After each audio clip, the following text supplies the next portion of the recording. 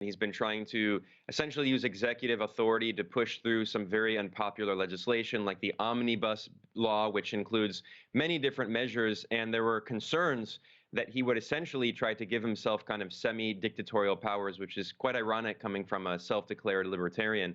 But on the issue of dollarization, I mean, this has been kind of the mainstay of his campaign. He would campaign with a big chainsaw and say that he's going to cut government spending down to the bone. And he presented this idea as basically a kind of magical panacea, dollarization. This is not new in Argentina. In fact, previous leaders like Carlos Menem implemented a system that was essentially dollarization. But this, it's not going to work in any way. It's failed in previous attempts to dollarize because in order to dollarize, Argentina needs dollars, and the foreign exchange reserves are net negative right now.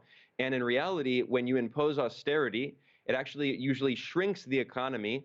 And what happens is that the debt that is denominated in foreign currencies, in the case of Argentina, about 80% of it's denominated in dollars, that debt becomes harder to pay off as the austerity measures shrink the economy.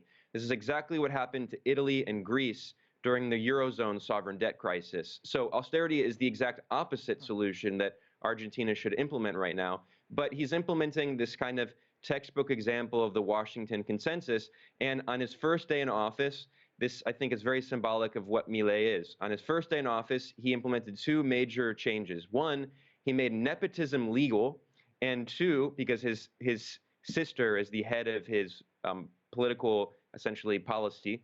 And two, he also dissolved half of the government ministries, including the ministries of education and transportation. So it's really a question of, he's already been shown that he's willing to implement very unpopular, undemocratic measures and faced mass protests. One of his main political allies tweeted that protesters have two options, the bullet or prison.